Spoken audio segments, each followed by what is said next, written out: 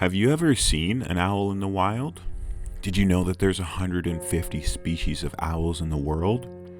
There's 16 in Canada and 11 species here in Ontario. Well, if you didn't know that, or if you're really into owls, sit back, relax, and let me tell you about owls. I'm going to share with you some of my best experiences. One soon and then one at the very end. I'm going to share with you baby owls. We're going to look inside owl pellets. I'm going to try to help you find and maybe help see owls a little bit better. I'm going to talk to you about how many owls that I've actually seen. And I'm going to explain to you how I became a wildlife photographer. But let's get started. Enough about just looking at me and my friend Sandy. Let's actually look at a real life experience I had with 3 baby barred owls. This experience is a little bit weird, and it's one I've never really shared with too many people. So I was sitting there, I'd just been photographing, and I went back to my camera bag, which was a ways away, and as I'm packing up, I hear what I know is an owl, and I look up and there was this beautiful baby owl right in front of me, and I was like, whoa, why are you so close? And as I'm observing it, I'm like, wait a second, maybe I can touch it. So I reach out and it doesn't really do anything, and it's sort of curious about me, and I move my hand. But I then switch cameras, and clearly he wasn't that spooked from me because he didn't fly that far. And then he flew back, and now it's sitting there just where it was before, and I'm like, oh man. And then I hear this noise to my right, and I look, and I'm like, oh my goodness, there's another one?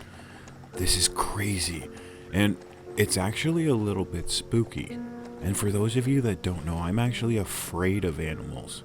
And so this owl starts looking at me, and he's bobbing his head, and I'm like, I don't know what's going on. And I decide, you know what, that might be enough for today. And I decided to walk away. I was also being bit and chewed alive by the mosquitoes. So, have you ever seen a barred owl? Well, now that I've got your interest, let's sit back and learn a little bit about animals. Here's a book that I actually wrote about owls. And do you want to know where my love of owls actually maybe came from? And it wasn't actually from seeing one in the wild. My love for owls started long before I actually saw one in the wild. I actually think my love of wildlife, or owls specifically, came when I saw the $50 bill. Back in my day, the $50 bill had an owl.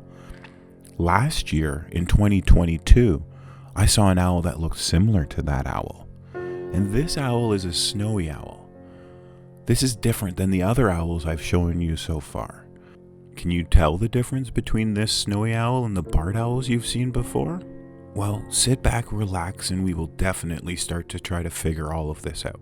Owls can actually rotate their necks in 135 degrees in either direction, which gives them a total of 270 degrees of total movement. Falconers have used owls since the Middle Ages. Although not as common as other birds, they still use them.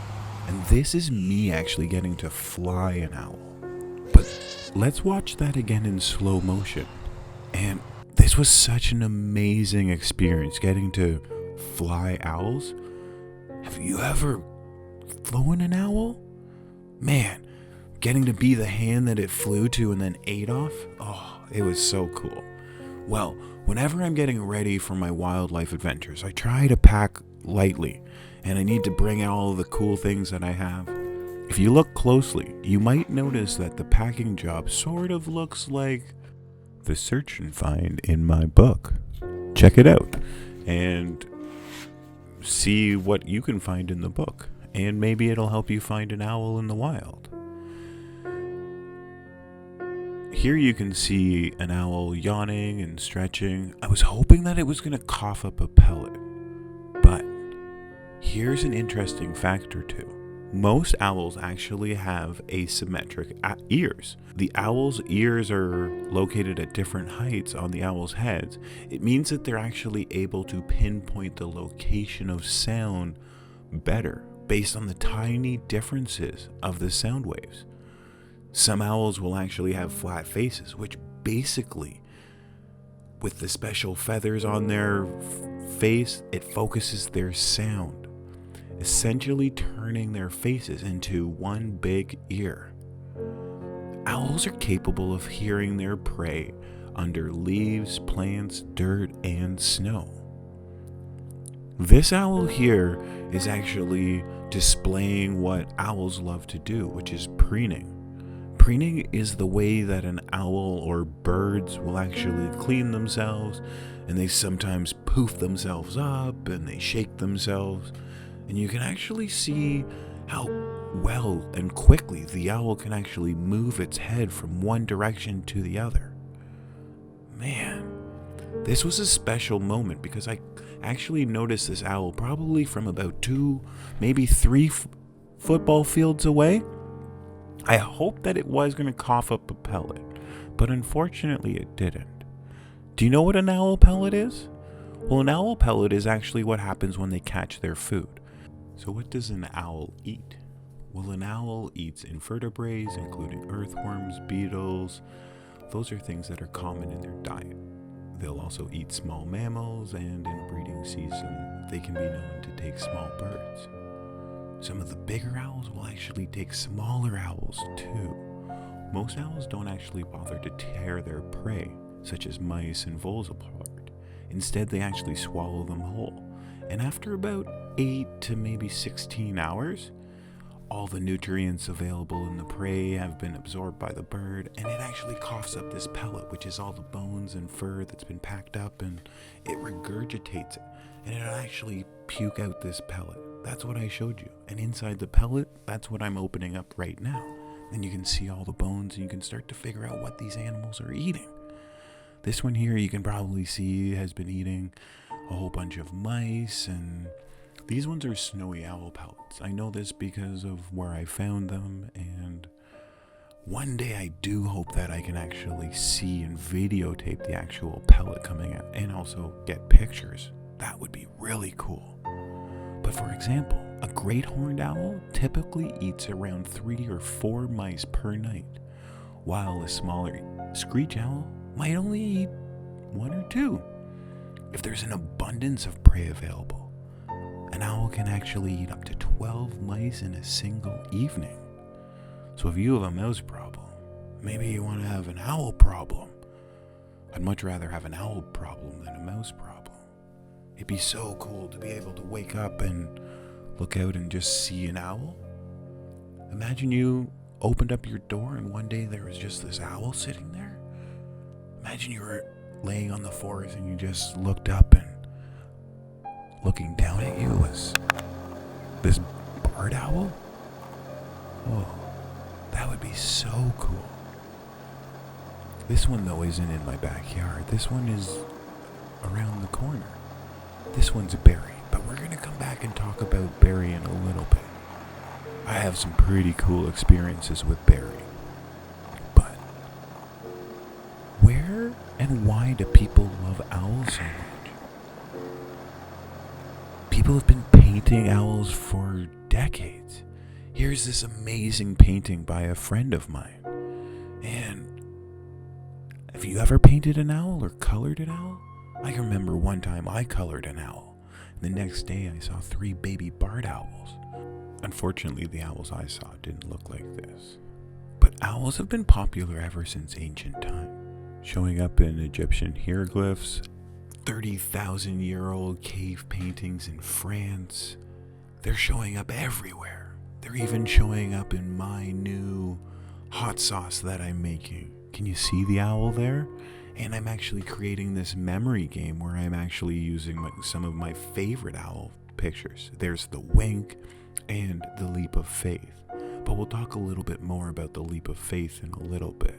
Even the wise owl is checking out this game because he knows it'll help his memory. My whole life, I've wanted to be a teacher. Ever since I was a little kid. I've always loved working with kids, and I always worked towards it.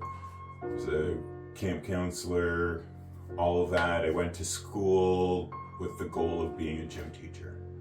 And I actually ended up graduating and becoming a teacher. It was awesome. I went to teachers college in Scotland, had a blast, came back, got a full-time teaching job less than a year after I started applying. And it was awesome. I started to not like certain things that were happening, and I decided to make a move from teaching into wildlife photography. And I was sitting in a classroom in 2016, and we were goal setting. We were making our SMART goals, and some goals aren't always smart. I made one that was a little bit silly, and I was like, going to see a snowy owl before the end of the school year. I had not seen an owl in my life. 33 years, and all of a sudden I'm making a goal that I'm going to see one before the end of the school year. Well, about 3 weeks later, I came into the classroom and I had the stupidest grin on my face. I had taken this picture. I call it the leap of faith. And it was with this picture that I decided that maybe I should spend more time with my wildlife photography. Since that first snowy owl sighting in 2016, I've seen quite a few owls. Some eastern screech owls, a northern hawk owl. This is the northern hawk owl I saw, and man, this was the first owl that I ever saw hunt. And the cool thing about this owl is he actually will store his prey till the winter, and then he'll sit on it in the winter to warm it up. I saw some boreal owls, I saw saw-whet owls, I saw a couple great horned owls, some short-eared owls. Short-eared owls are actually really cool because they're ground-dwelling owls. They sort of hang out on the ground. Here's one hovering low to the ground, hunting. Unfortunately, I don't have any great video of it, but one day I hope to get some cool video. Here is a great horned owl hanging out in its nest. They actually will take a nest of another animal. Apparently they can carry up to 9 pounds. And then we come to my snowy owls. I've seen quite a few snowy owls. Yeah, I saw almost 200 one season. Unfortunately though, in 2023 the numbers have gone down. I have a feeling it has to do with all this warm weather we're getting. What are your thoughts? Leave your comments below. I'm not the only one that likes snowy owls, or owls in general. So here's my friend Chloe and her brother Carson, and I planned this really cool wildlife trip and adventure for them, and I shared with Chloe my dance, and we planned this fun day where we were going to go out and try to find some owls. Because I'm having so much luck, I figured why not share my talents with other people. So on our trip, we actually ended up seeing 7 snowy owls and 1 bald eagle. It was a magnificent day. And yeah, now because of that, I started to try to lead tours for all kinds of people. And it's actually led to me building this presentation room for me to be able to host and store all of my weird, creepy stuff. You can actually see Sandy, my snowy owl, and some of my larger skulls that I have on display here. There's actually even a dinosaur footprint here. Yeah, that's pretty cool. But let's go on an adventure and try to find some snowy owls. So the easiest spot to try to find a snowy owl is actually on a light post. And this is a female snowy owl most likely. And the way that you can tell it's a female is it has black and white spots.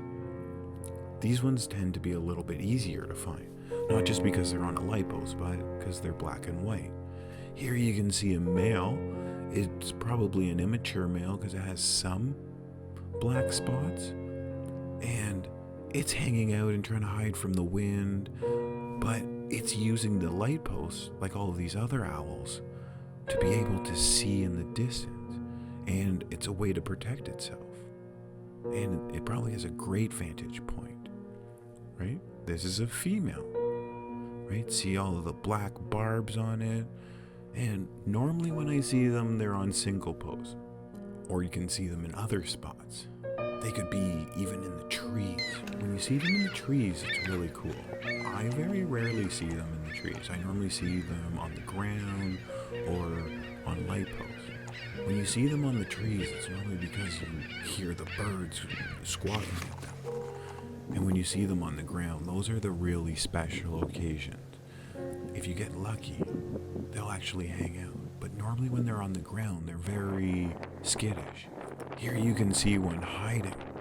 And I actually thought that this one was her. So I checked it out and I looked, and then I left and I came back a little while later. And it was still in the same spot.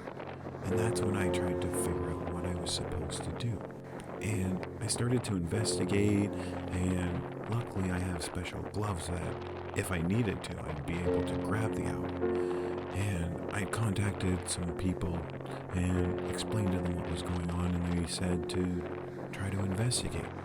So as I got closer, the owl actually moved and it jumped up and it flew away, and I was so happy. I felt a little bad for spooking it, but I was actually just trying to help it. Look at the talons on that owl. Man. And it's crazy to think that if this was a male, it would hide and blend in so well. Do you see the male in this one? Yeah, now that it's not looking, can you see it? Imagine how many times you've been driving or walking and you've maybe seen an owl without even realizing it. Because I've seen so many snowy owls, now I don't always stop for that light post owl. I normally only stop when they're in a cool position. And sometimes I don't even stop for that long. I just catch a quick video or a couple pictures and then I'm off. But man, sometimes when you see a snowy, it just takes your breath away. And it's crazy to me that these Arctic snowy owls come down and they visit me in the Wasaga Beach area. And yeah, they don't always stand out like sore thumbs. Sometimes they blend in really well. Do you see it? Yeah, imagine you were driving 80 kilometers. Would you see this owl? Man, I don't know how I saw it, but this one was a lot of fun. But I started thinking to myself, why do I go driving for owls? Why don't I try to bring an owl to me? So I did what any sane person would do. I bought an owl house. I put an owl house up. Unfortunately, I haven't actually had any success with an owl coming to my house. But I actually have 2 owl houses, and hopefully one day, one of them actually has an owl. And if not, I'll enjoy it. Right now, the squirrels are looking at it. And the owl that I'm actually hoping to draw to my house is actually the eastern screech owl. And the eastern screech owl is actually a great owl of camouflage. Do you see it?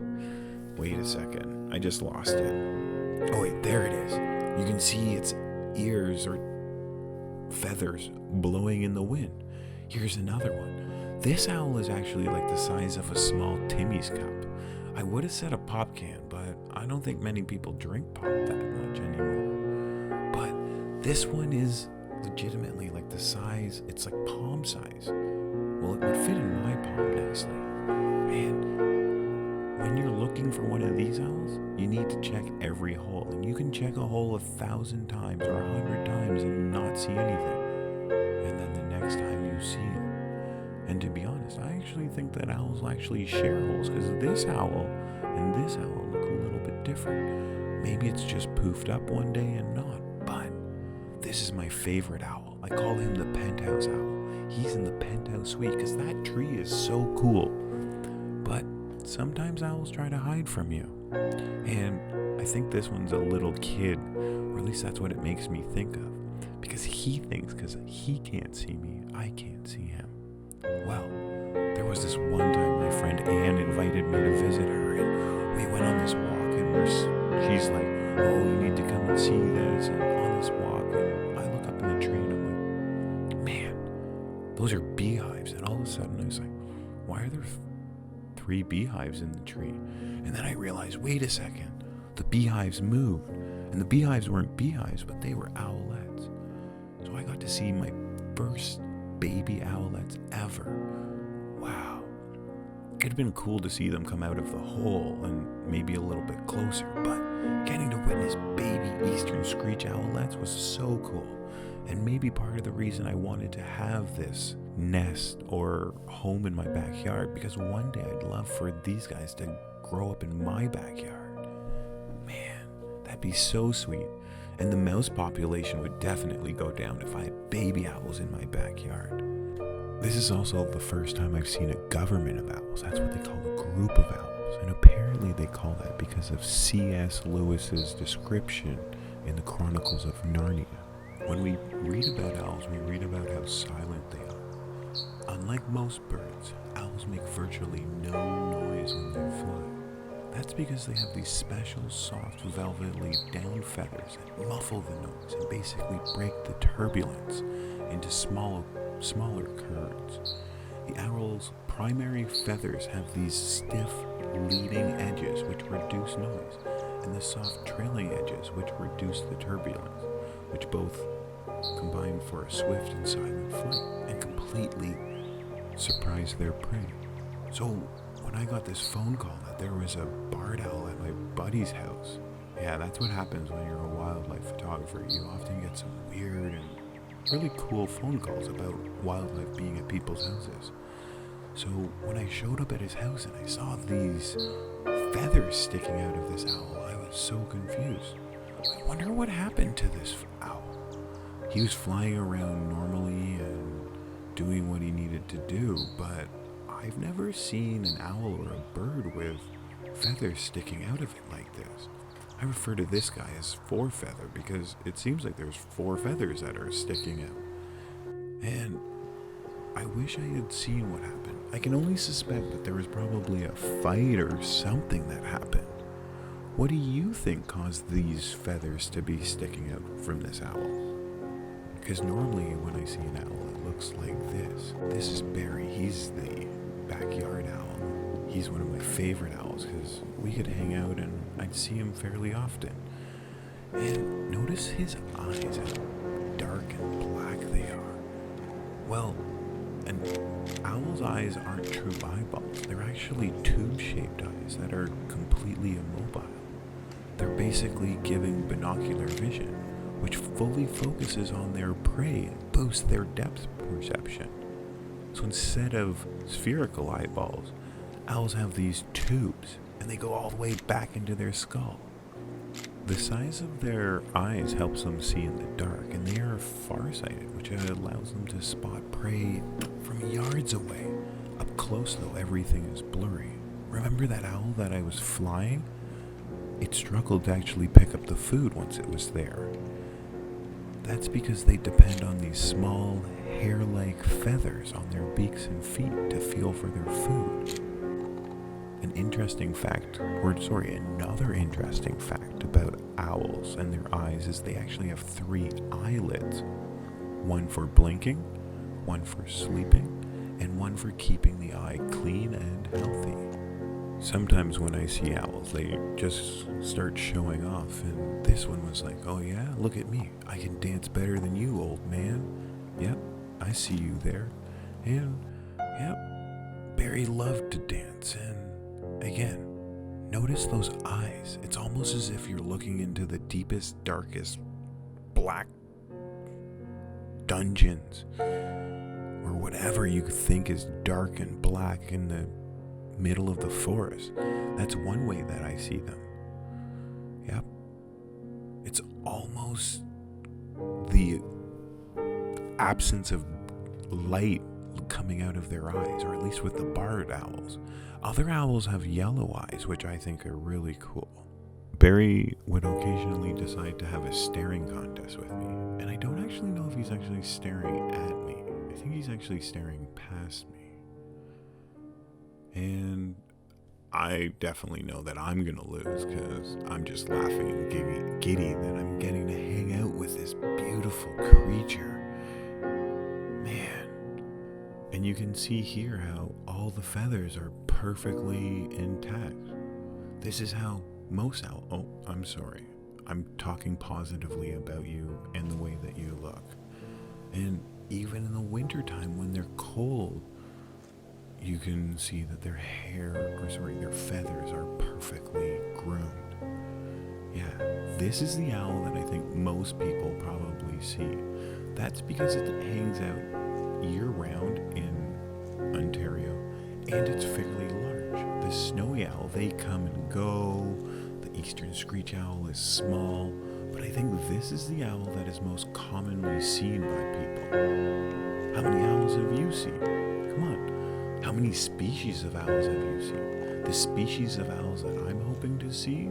Well, there's 3 of them. Can you take any guesses on which owls I haven't seen?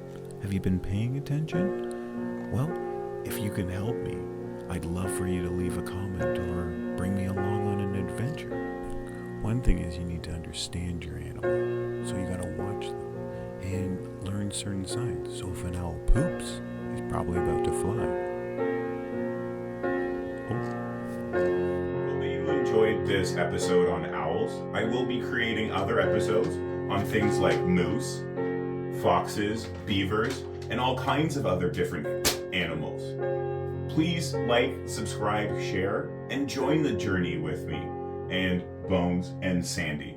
And we'll take you on an adventure where you can see, learn, and experience things with animals that maybe you've never seen or experienced before. Feel free to leave a comment below. And again, turn on notifications so you don't miss out on these monthly videos that I'm going to be dropping. And feel free to look through all of the other things that I do. I have an awesome book, game, even a hot sauce. I started this thing called the JGP Prowl, which is a wildlife club for wildlife lovers. Check it out. I do tours and presentations. Find that on my website or message me. I hope one day I get to see great gray owl in the wild. But you can't get to experience everything. Wait, oh, sorry, what was that? Oh, you want to play the... Sorry, Bones really wants to play the game one more time, so I've got to go and play. But please watch this last video. It's my favorite experience with an owl. Check it out. 3 baby barred owls. Although this sounds harsh, a owl parent will always feed the oldest and strongest owlet before its siblings. That means when food is scarce, the youngest chick might starve and die. But after the owl leaves the nest, it often will actually live in a tree nearby, and the parents will actually still bring it food. And if it can survive that first winter on its own, its chance of survival is actually pretty good. Parents probably did a great job here considering these 3 owlets are so big. Man, I wonder where these 3 are going to grow and spread to. I'll have to check these ones out in the winter. Well, I hope that you've enjoyed this journey. And honestly, it's been a blast putting it together. And I'd like to thank everyone who's actually spent time to watch and enjoy. Hopefully you comment. Feel free to share with anybody who loves owls. If you're looking for a talk or a tour or a presentation on owls or wildlife or even dyslexia, reach out to me. But until next time, stay safe, have fun, and keep enjoying the wild.